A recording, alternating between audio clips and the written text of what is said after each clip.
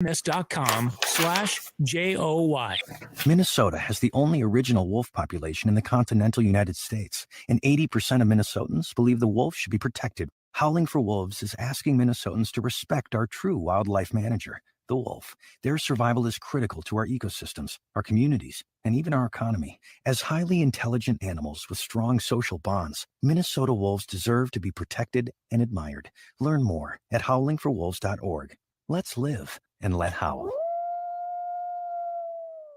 As we head towards colder weather, it's important to make sure you're up to date on vaccinations and protected from COVID-19. The Native American Community Clinic is now administering the updated Pfizer bivalent booster. The updated bivalent booster helps protect against the original COVID-19 strain and against newer Omicron variants. And it will help restore protection that has decreased since previous vaccinations. People age 5 and older are now recommended to get an updated bivalent booster dose at least 2 months after their last COVID-19 shot. That means the bivalent booster may be given after a person's primary series or after their last booster shot, regardless of what brand you received before. Even if you've already had COVID-19, you should get vaccinated. Right now, at the Native American Community Clinic, you can get COVID-19 vaccines, including updated boosters, at the same visit as other vaccines. However, if you've received a recent monkeypox vaccine, you may need to wait 4 weeks before you can get a COVID-19 vaccine, and you should discuss this with your provider. Schedule your vaccination appointment with the Native American Community Clinic by calling 612-872-8086.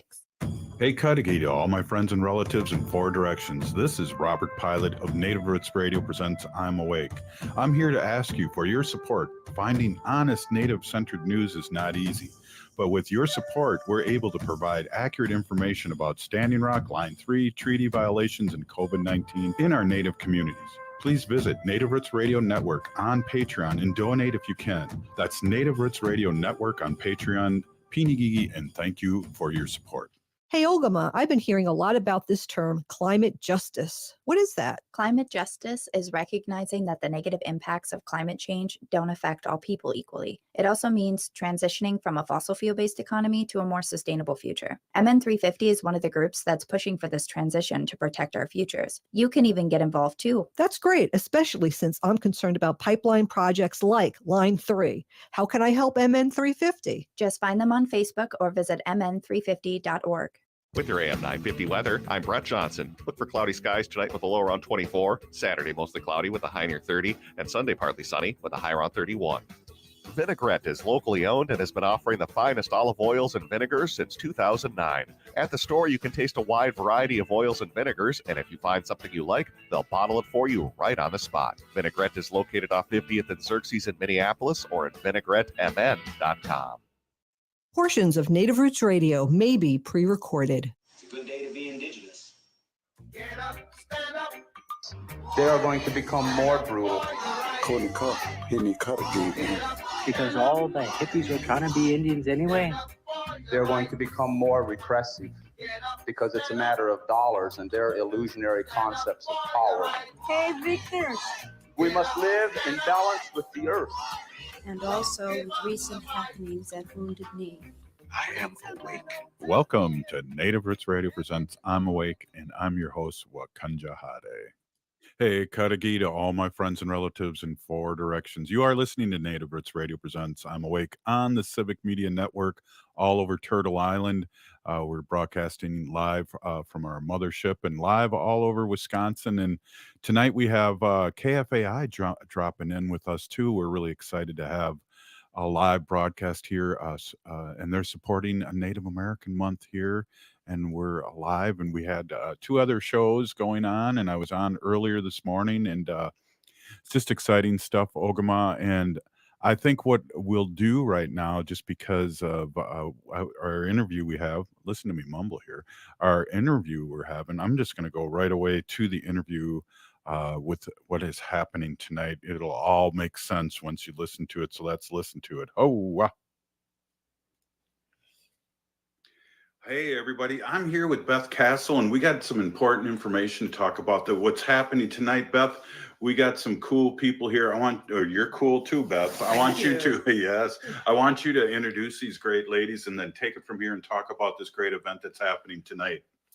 Thank you, Robert. So I'm here, I'm Beth Castle, and I'm with Madonna Thunder Hawk and Marcella Gilbert. And we're on behalf of the Warrior Women Project tonight at the Minneapolis Hilton between 7 and 9 p.m. Today is November 11th. It's Friday. And we hope you'll join us for this really phenomenal opportunity we have to bring our film, the Warrior Women film, that we have worked on and been a part of for years now, along with our co-director, Christina King, who made the film. But the Warrior Women Project is in town as part of the National Women's Studies Association annual conference. And they are giving us the space to host a screening of our film tonight. But the most important thing that we're doing is what we hope to do a lot more of is have an honoring and recognition of two women who were the absolute OGs of AIM, Native journalism, the Minneapolis Twin Cities area, Laura Waterman Whitstock and Pat Bellinger. Both women have walked on. They have incredible legacies, daughters who are still doing phenomenal work in the area, but they have both been interviewed as part of the Warrior Women Project Community Archive that seeks to tell the story and share the history of women's activism in the Red Power movement of the 1960s and 70s. And what we do together here, Madonna and Marcella and myself, is work together collaboratively to tell this history. And I wanted to ask both of you why it's important that we take this time to honor all of the women who are part of it, and specifically Laura and Pat. Well, I just think it's our time, and if anybody's going to do it, then we should do it. And myself, I knew these women. I was, active with them back in those days, at the days of the Red Power movement. And I just think it's just awesome that we're doing this, and especially with their daughters going to be present this evening. I'm excited. And also, I believe Stephanie Autumn's going to be there. She was the younger, far younger, teenager type, during those days, but she was active. She was a worker bee, and she's been active all these years. So yeah, this is really, really important, and it's exciting. I had an opportunity to see you online with Stephanie and also Winona LaDuke, and it was very funny to see how intimidating you were to them, and I thought that was great because these are like adults now and great in their own way, but there was like, I was afraid of you, Madonna, and it's like, what? But yeah, that's exciting. And is Rosie going to be there for Laura? Yeah, we're really grateful that they sort of joined us at the last minute for this, because we're really focused with the Warrior Women Project to see that families and their extended families are involved. So Rosie Simas, I'm not sure actually how she pronounces her last name, but Rosie, and then of course Lisa Bellinger. And Lisa is one of the interviews in our collection, because Lisa, like her mom, just like Madonna and Marcy, were mother-daughter activists. So that we hope that we have all those folks there. And also Jacqueline Huber Long, who played a huge role in the Women of All Red Nations. She actually worked very closely with Pat Bellinger for quite some time. Will also be joining us tonight. And that's our invitation, is anyone who would like to learn more or share stories or memories, or would like to share your own story, come connect with us tonight to talk about the Red Power movement. That's awesome.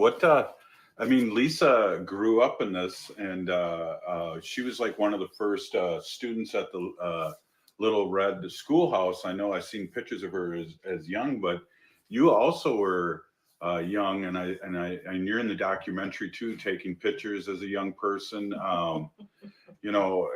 We all go through our being enamored with people, and then also rebel with our adults. But it was great to see you're here with your mom.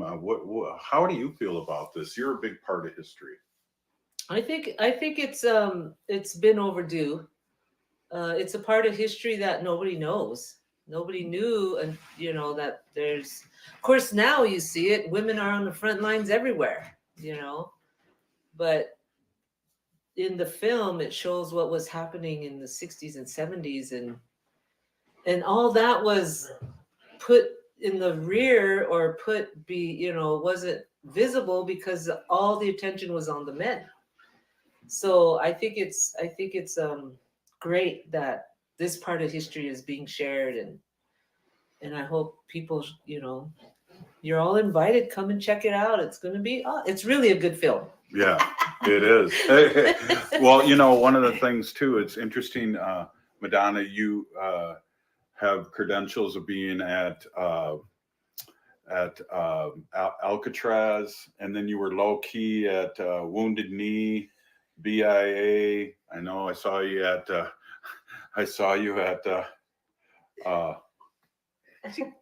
Beth calls it Forrest Gump with the Red Power movement. I'm everywhere. I pop up everywhere. No, but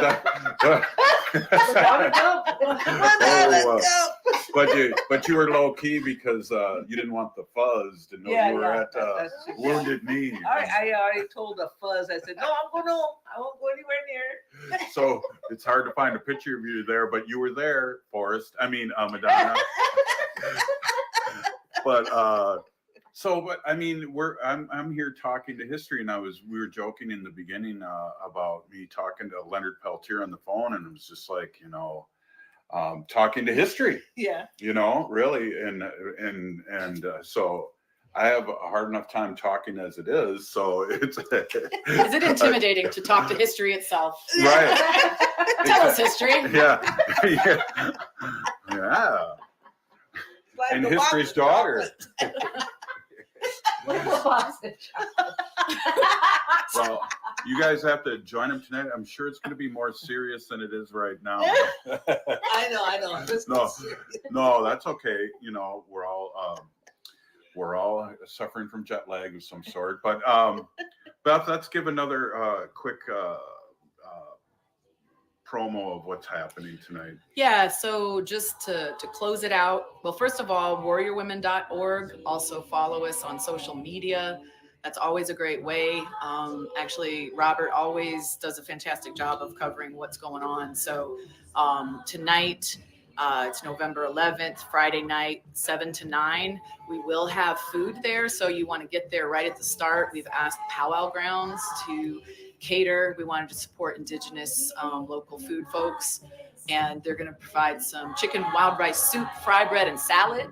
So we will start at 7. We'll show the film, and then we're going to spend the last hour sharing interview clips of both Pat Bellinger and Laura Waterman-Whitstock, and open the floor for people to share. And we really hope you come and join us. It's at the Minneapolis Hilton, wherever that's located. In downtown Minneapolis, I'm sure. Any last words?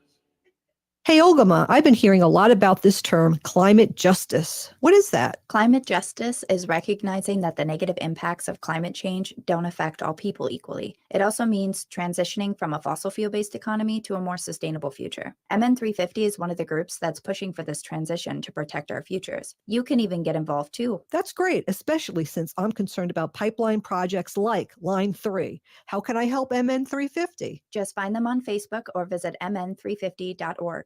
If the statistics say that 1 in 3 Native women and 1 in 6 Native men have experienced sexual assault in their lifetime, it means our whole community is affected by sexual violence. 1 is too many. Don't stand by, stand up. Don't engage in acts of sexual violence, and shut down the dirty jokes, the gossip, the victim blaming and shaming. As a community, we can change the way we respond. Contact the Minnesota Indian Women's Sexual Assault Coalition to attend a workshop to learn more. Sponsored by the Minnesota Indian Women's Sexual Assault Coalition. Health insurance that fits my budget?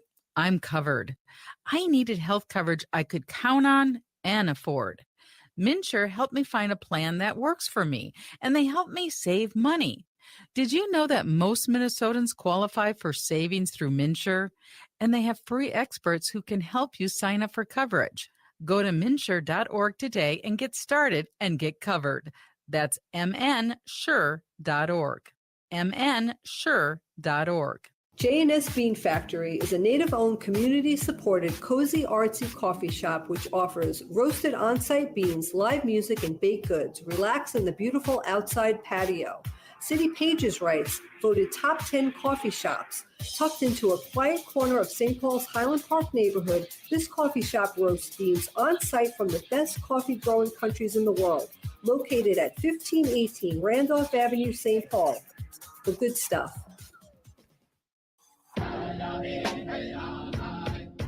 This is Winona LaDuke of Honor the Earth, and you're listening to Native Roots Radio. I'm Awake. Welcome back to Native Roots Radio presents I'm Awake, and this is Robert Pilot.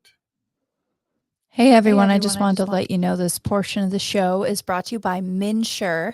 I needed healthcare coverage that I could count on and afford, and MNsure helped me find a plan that worked for me, and they helped me save money. Did you know that most Minnesotans qualify for savings through MNsure? And they have free experts who can help you sign up for coverage. Go to MNsure.org today to get started and get covered. Hey, thanks, Ogama. Hey, we're here with State Senator Mary Kunesh, and geez, we haven't talked since the election, so it's really great to see you, and I'm glad you're one of the last men standing up. We had a blue tsunami here.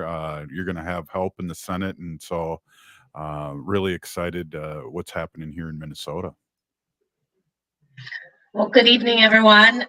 Really glad to be here. Kind of tired, so I am trying to think of what I need to say here. But yes, we were very, very fortunate here in Minnesota that we kept all of our constitutional elected officials, from the governor to the attorney general, secretary of state, auditor, and also the best news of all is that we flipped the Minnesota Senate from a GOP majority to a DFL. And for those that are listening, DFL is Democrat Farmer Labor Caucus, and we're the Democrats in Minnesota. We call ourselves DFLers. And so we have that trifecta. The governor, the House, and the Senate are all majority Democrats. In the Senate, we don't have much of a cushion. We have just a one-person majority. So we really have to be strong and intentional when we are working on our legislation, not only to make sure that it's good legislation and things that are good for Minnesota, but also legislation that our GOP members can also support. So yeah, it was a very exciting evening. There were a number of candidates that didn't make it, that didn't get elected, that I would have really, really liked to have seen elected. But I hope that doesn't discourage those that ran and didn't get what they were looking for this time around. Sometimes it takes 2 or 3 times to run before you build up that name recognition and get the kind of support you need. But I just want to thank all the candidates who ran. Congratulations to those that were successful, and just, keep your chin up those that weren't, and let's see you out there again. Exactly. I really feel bad that Ruth Buffalo lost in North Dakota, but that state is so gerrymandered, and half her, if not most of her people that voted for her were cut out of her district, and so very sad about that. Red Dawn Foster did win in South Dakota as a state senator. Good to hear that. And we're going to be able to get a lot of things done now here in Minnesota. I believe we will. I think that, we have in the Senate, we are on 4-year terms, which means that we have 4 years to work on putting things right in Minnesota and putting in the safeguards and constitutional protections against things like in support of abortion, so that we aren't able to take that away. I'd love to see the ERA, the Equal Rights Amendment, codified in our state constitution. We know, and we've been hearing all about ICWA and the Threat to Indian Child Welfare Act. Here in Minnesota, we have a sort of like a second support security program called MIFPA, Minnesota Indian Family Preservation Act, and it runs parallel or in conjunction with the ICWA, and so we need to make sure that we are going through that, the MIFPA, and making sure that we have all our ducks in a row there, just in case this case doesn't prevail the way we'd like it to. There are a lot of people that are contacting me to legalize marijuana, and in Minnesota there are edibles, some levels of edibles that are now legal, but we put the horse before the cart, or no, the cart before the horse, and need to go back and sort of put some structure to that, and then look at what we will do as far as legalizing recreational marijuana and how those sales and licensing and protections can be put in place. There's just so much to do. I'm really excited to be able to do that. And yesterday in our DFL caucus, I was elected an assistant majority leader. So I'm really excited. Yeah, I'm really excited for that. I was a minority leader, but an assistant majority leader when I was in the House. So this is my third time having that role. And, a big part of the reason that I look for those sort of leadership roles is so that we can continue to educate and influence the legislature and legislators around Indian country and the issues that are very unique to us. Sometimes they're unique to us, but then they also are very similar to other issues within other color communities of color as well. So I always feel like when we address the issue for one group that have been intentionally left out, eventually, and I hate to use that trickle down theory, but we will also cast that web wide and recognize like the violence against our Native women and girls and Two-Spirit is mirrors what happens in the Black community. So when we start working on issues like that, we know that it's going to make a lasting effect across the state. Exactly. Really happy that we have some new blood, and especially here in the cities, here in Minnesota. Again, we're talking to Minnesota State Senator Mary Kunesh, Standing Rock Sioux, and it's exciting that we have people that are now looking like us, especially in the cities, and these outstate suburbs are not as red as they used to be. They're getting more purple and blue, which is really interesting. Yeah, it is. Minnesota is changing. I think it's changing slowly but surely.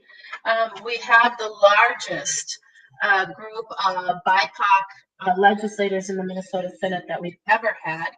Yesterday, we elected Senator Bobby Joe Champion from North Minneapolis area to be our president. He's the first Black person, let alone a Black man, to serve in that seat.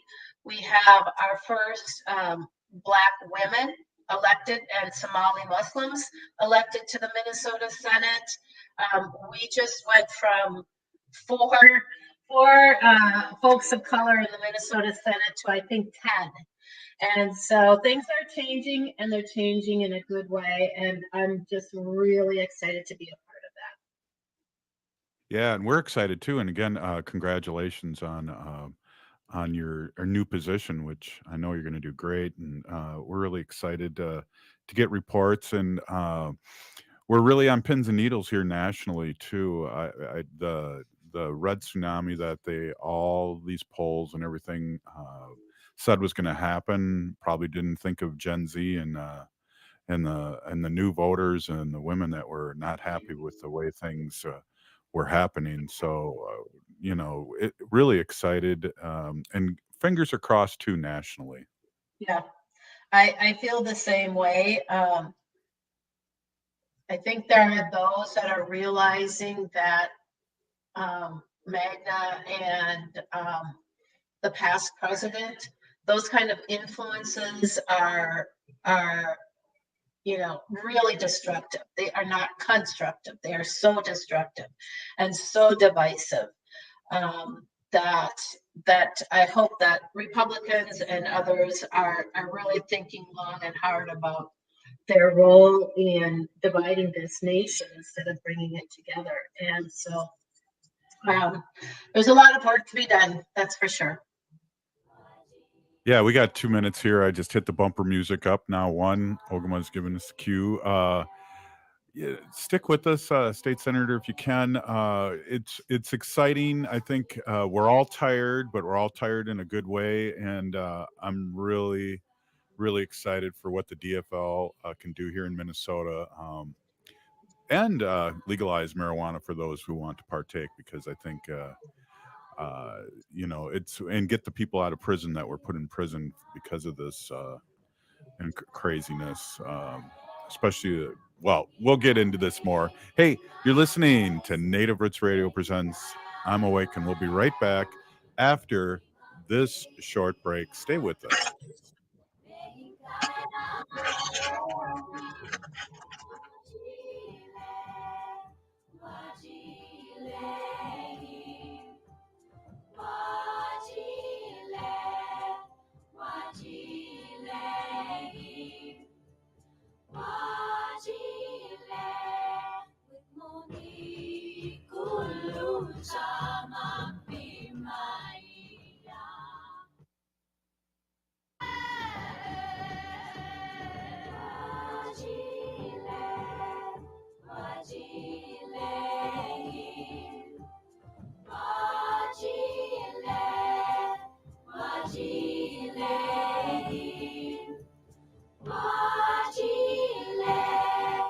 Hey, Wendy, what are we doing for dinner after the show? How about we go to J. Selby's on 169 Victoria Street in St. Paul? They have a delicious plant-based menu that's compassionate and environmentally sustainable. I'm getting their spot-on vegan Big Mac, the dirty secret. You can pick up and they deliver within a 5-mile radius, or you can call them at 651-222-3263 or visit jselbys.com. Well, you sold me, Wen. Let's go order at J. Selby's tonight. I'm hungry. Health insurance that fits my budget? I'm covered. I needed health coverage I could count on and afford. MNsure helped me find a plan that works for me, and they helped me save money. Did you know that most Minnesotans qualify for savings through MNsure? And they have free experts who can help you sign up for coverage. Go to MNsure.org today and get started and get covered. That's MNsure.org. MNsure.org. Hello, Minnesota. This is Tom Hartman, and you can catch me every weekday from 11 to 2 right here on AM 950, the progressive voice of Minnesota. It's smart radio for smart people. On This Queer Book Saved My Life, we talk with LGBTQ guests from across the rainbow about the queer books that saved their lives. On November 12th, we chat with Nancy Agabian about the groundbreaking memoir In the Dream House by National Book Award finalist Carmen Maria Machado. This book breaks the silence of abuse and queer relationships, and we talk with Nancy and Carmen about writing into that pain and what it takes to share difficult stories. Join us this Saturday morning at 7 a.m. on AM 950. Seward Co-op is now offering convenient self-serve and prepackaged hot options and salad bars at both the Franklin and Friendship stores. Breakfast items available daily until 11 a.m. and brunch served all day every Sunday. Their weekly lunch and dinner menus highlight cuisines from around the world. They offer vegan, vegetarian, and gluten-free options daily. 95% of the ingredients used are organic from small-scale, local community food producers whenever possible. More at seward.coop. Don't be surprised if you hear your name when you walk into St. Paul Corner Drug. Our experienced staff make getting to know you their top priority. Developing a trusting relationship with our patients is the first step in providing personalized care that achieves the best outcomes possible. Make certain all your providers know who you are and what your needs are. It is a vital step in your well-being. Stop by St. Paul Corner Drug today to start a relationship with a staff that cares. St. Paul Corner Drug, pharmacy the way it should be. November is upon us, and it's time to give thanks. One thing I'm thankful for this season is for the professionals at Zero Res who cleaned my home. Their cleaning process is platinum rated by the Carpet and Rug Institute for superior extraction and fast dry time. Their patented process, which includes ZR Clean, does not contain any harsh soaps, shampoos, or detergents, and it's safe for pets and kids. And their legendary 30-day Gotta Love It guarantee means they are not happy unless you are. They will come back, no questions asked, if you are not happy with any part of your service. No hassles and no worries. Call Zero Res right now, 952-ZERO-RES, or go online at ZeroResMinnesota.com and say you want the AM 950 special. 3 rooms of carpet clean starting at $139 with a free room of fiber protectant and $50 off air ducts. Call Zero Res today at 952-ZERO-RES or go to ZeroResMinnesota.com. AM 950, the progressive voice of Minnesota. With your AM 950 weather, I'm Brett Johnson. Look for cloudy skies tonight with a low around 24. Saturday, mostly cloudy with a high near 30. And Sunday, partly sunny with a high around 31. Black Friday starts early at Warner's Selling and Appliance with deals you can't find anywhere else, like free dishwasher installation on brands like KitchenAid, an exclusive 5% savings, plus a Black Friday bonus of up to $800 on packages from select brands. Shop now at warnerselling.com. Bonjour, I am Oshawashko Gijig. I'm from Red Lake Nation, and you're listening to Native Roots Radio. Welcome back to Native Roots Radio presents I'm Awake. Hey everyone, I just wanted to let you know this portion of the show is brought to you by MN350, a grassroots organization fighting for climate justice. Yes, they do, and we really appreciate their support over the years. We're here with State Senator Mary Kunesh of Minnesota, and we're really happy to have her on and happy that she's still here. And we're all tired. We're all feeling tired about this, and I'm glad. And it's a good tired, and Minnesota and hopefully the country will be saved from this insanity.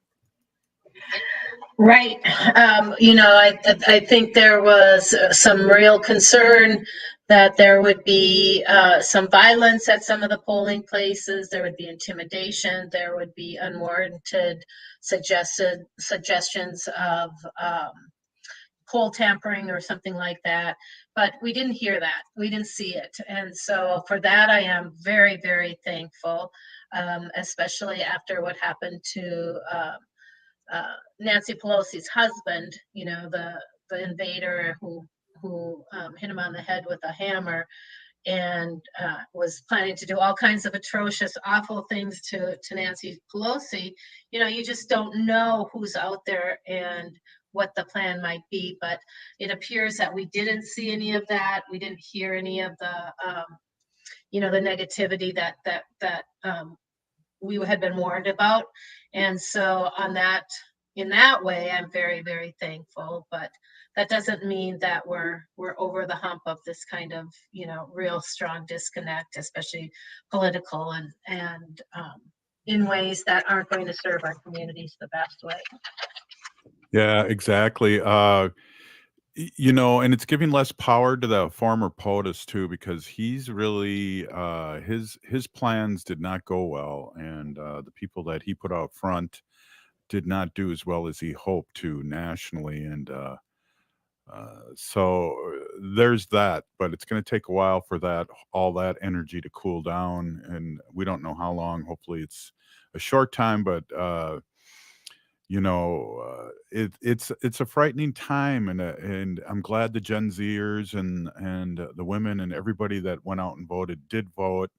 And I don't think there should be any minimizing of any election, midterms or full terms or whatever. I think they all should be elections and get everybody out there, because when it comes to the DFL and becomes to vote blue, no matter who, we outnumber them, and it shows that in the statistics. Their numbers are consistent and ours go up and down. So, being engaged, keeping people engaged and happy, and would really, really help, I think, State Senator. Yeah, absolutely. There's just so much work to be done, trying to build our economy back up, get folks back to work, but back to work in a meaningful way, where it's not just plugging somebody into all the different vacancies in jobs and businesses and shops and restaurants. But I think we have an opportunity to build an ability to retrain a lot of our workers in a trade or a business that really speaks to them and gives them satisfaction, rather than just getting out there and getting a job that's going to pay the bills that really doesn't have much meaning or contribution to society as a whole. So we have that huge opportunity. Education, we know how hard it is right now for teachers, for students, for families, trying to get back into the cycle of education and learning. And especially this past year, when our Senate was led by the GOP, they didn't put any money into the schools to speak of. And there was one program for literacy, but that was it. And this is at a time when schools were screaming for support for mental health issues, to get the class sizes down. The cost of gas is going up, so that means transporting kids is even more expensive. There's always been a disparity in what the state and the federal government provides our schools with to educate our kids with disability or our ELL students. So there's so many different ways that we can really be intentional about putting our tax dollars into really good programs and a pathway to building strong communities and happy, healthy communities. I think we've all heard the saying that if you want to see how healthy or happy a community is, or a country is, or whatever geological part is, look to the children. Are the children happy? Are the children healthy? Are the children safe?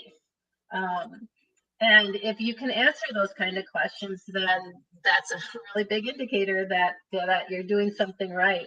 And so I would really like us to, seeing that we have the trifecta, use that as the barometer, or the judgment to say how well are we doing when we're meeting the needs of our communities.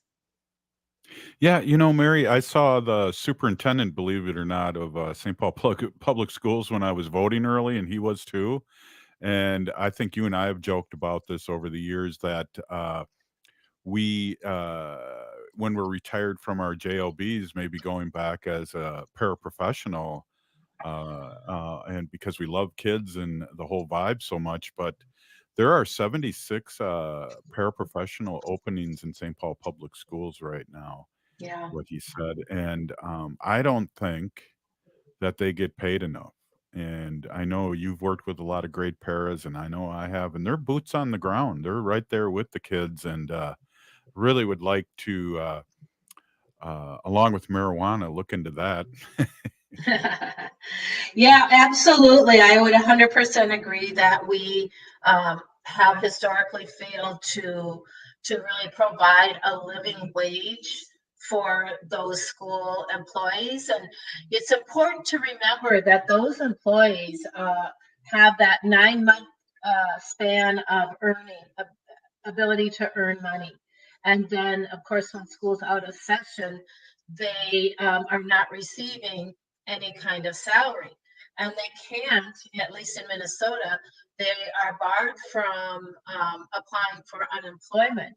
When you think of the construction trade, those guys and those women and men are out there as soon as they can in the spring and work as long as they can into the autumn and fall.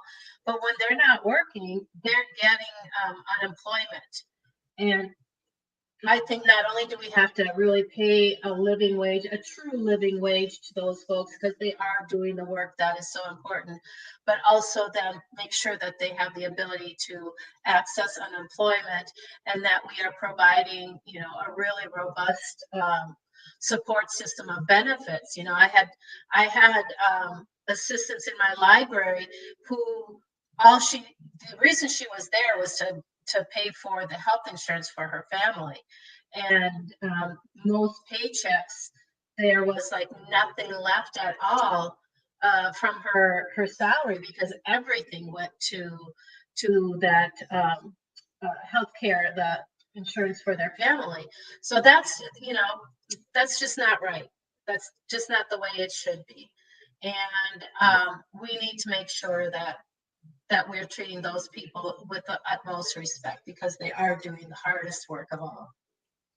And some of them should be really streamlined into teaching, because a lot of them do teach. And but I really, really like your idea about the unemployment. That's a really easy fix. Gosh, I remember. Yeah, all the seasonal workers can do that. I had a friend that years ago worked on the towboats and tugboats on the Mississippi, and they'd work all day and night for a lot of money and chill out during the winter on unemployment that they paid into. Yep. Yeah, and it makes perfect sense to me. If we want to keep those really good workers, then we have to incentivize, the fact that we want you to come back in the fall. But you are absolutely correct in saying also that they are the ones that are doing a lot of the instruction. I mean, the head teacher might be giving the lesson, but it's those paras that are sitting down and doing the work with those students and helping them complete the work and comprehension. And so I have always been a big proponent of encouraging our assistants, teaching assistants or paras, to look into going into the teaching profession. They're doing the work. They might as well get paid for it. And for the last 6 years that I've been in the legislature, I've always carried and supported a bill called Increased Teachers of Color and Indigenous here in Minnesota. It's this nice, big, fat, juicy, comprehensive bill program that would, not only provide funding for incentives to attract and recruit teachers of color, but then to help them in the process through their schooling, their when they have to do their practicum. And then we know that those teachers, 5 years into teaching is kind of the make or break. And how can we get support systems in to keep those teachers, retain those teachers? And so we'll be looking for more of that in the state legislature, I'm pretty sure. Yeah, that's awesome. And I know when I went back to get my degree, they gave me a lot of credits, the University of Minnesota, for that, and I didn't have to go in and student teach either. So there's ways, especially with the great workers that we have. Hey, State Senator, thanks so much for coming in. Congratulations, 4 more years, and we'll be seeing you everywhere, because we both walk in the same tracks. But really appreciate your work and appreciate you being here on Native Roots Radio. I'm Awake. You bet. We'll be let down, Kev. All right, we'll see you. Hey, up next, Ogama and I with the news and what other shenanigans she wants to come up with. We'll be right back after this short break. Stay with us. Oh,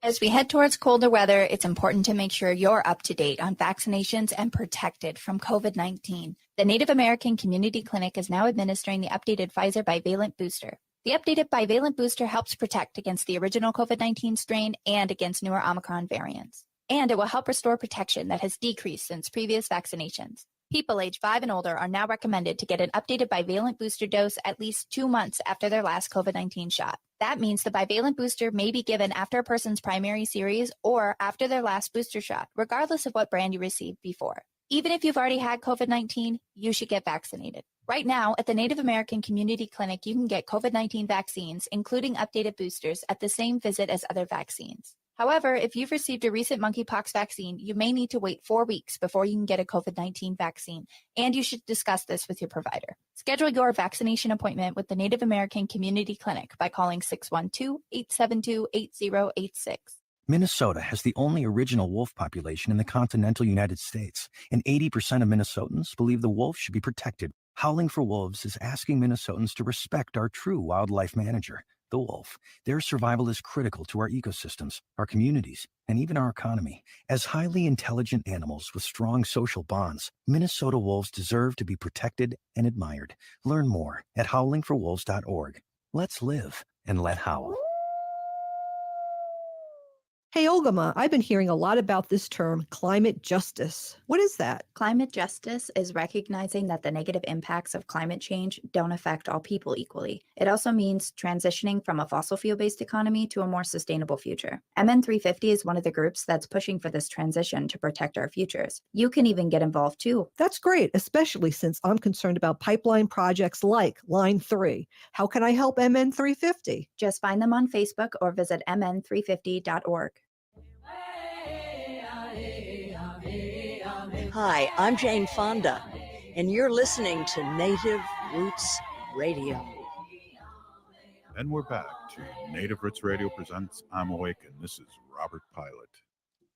Bonjour, everyone. This portion of the show is brought to you by Howling for Wolves, protecting wolves for future generations. Oh.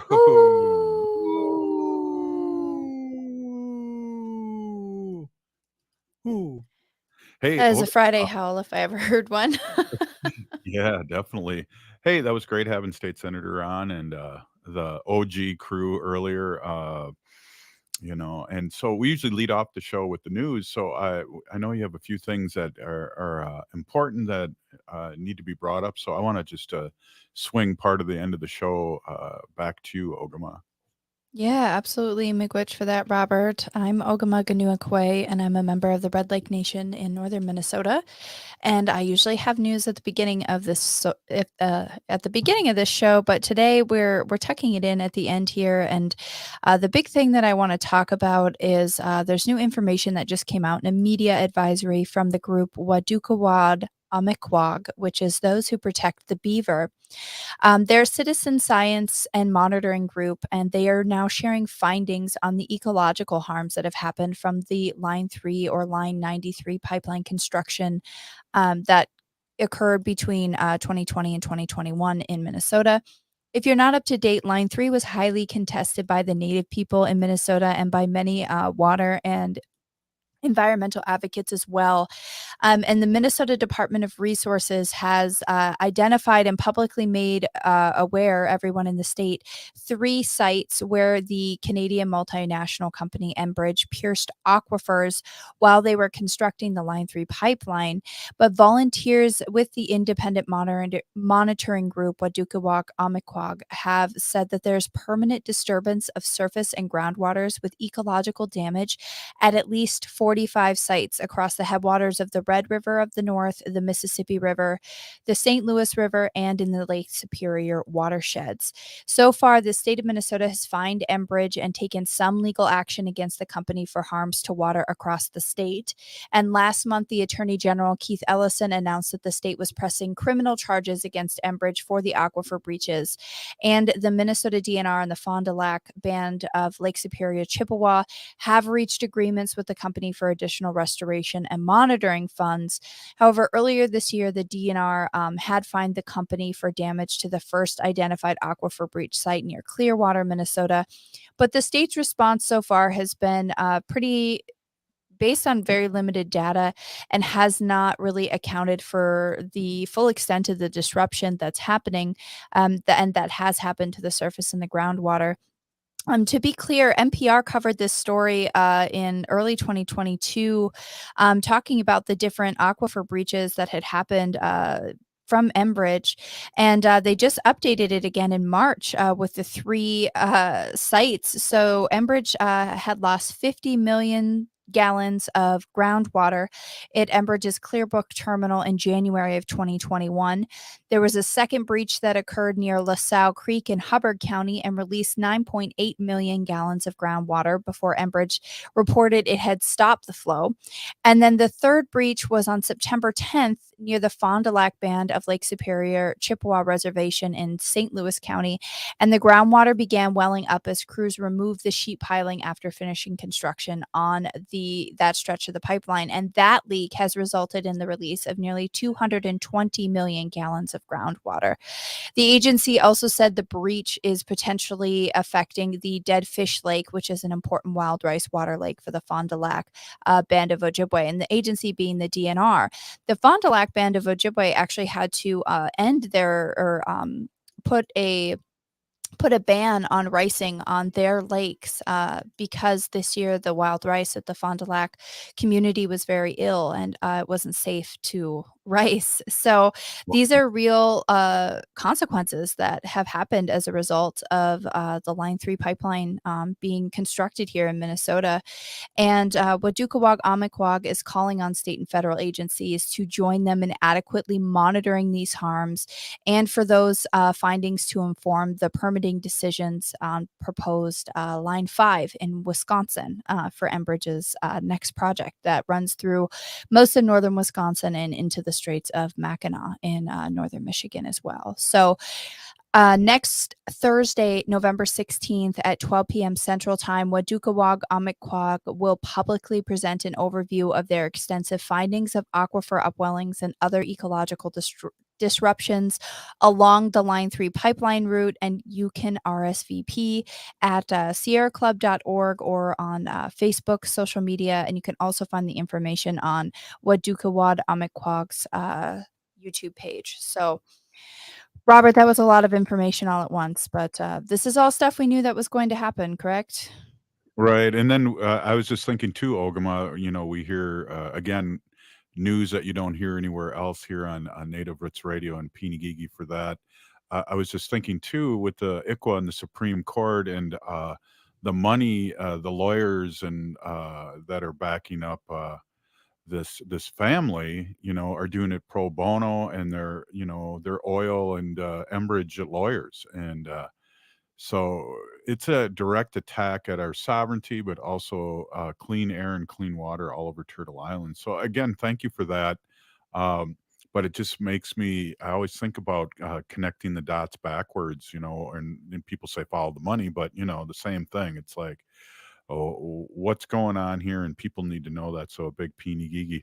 Hey, I just, before I forget and the show ends, I just want to say the Leonard Peltier Walk to Justice has arrived in DC, and I did see a lot of those guys during the Supreme Court. During the Supreme Court hearings that happened on Wednesday of this week regarding the ICWA case. It's called Highland versus Brackeen, but many people are referring to it as ICWA. They're determining whether or not ICWA is considered constitutional. Robert? Right. The Indian Child Welfare Act. Were you laughing at me because I had a big sneeze attack there? Yes, you did, and I just kind of jumped in to finish your sentence there since I could see what was happening if anybody's watching us online. What a good team. Hey, we only got a couple minutes left here. Do you have anything else for us?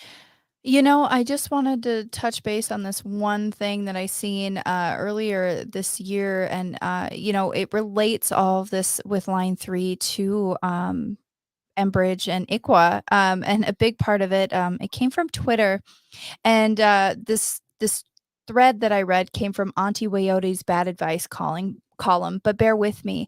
And she or they uncloaked to talk about ICWA and how Indigenous children are still taken into foster care for reasons no white child is taken, and that these were some of the same purposes of the residential schools, to separate and to rob children of culture and community.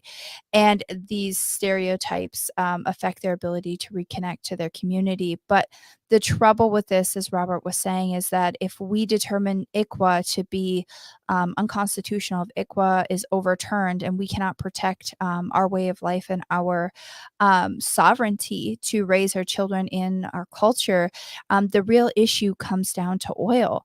Indigenous people across the world are taking more and more of a stand to protect lands from unwanted and dangerous drilling and pipeline projects, and that makes tribal sovereignty a threat.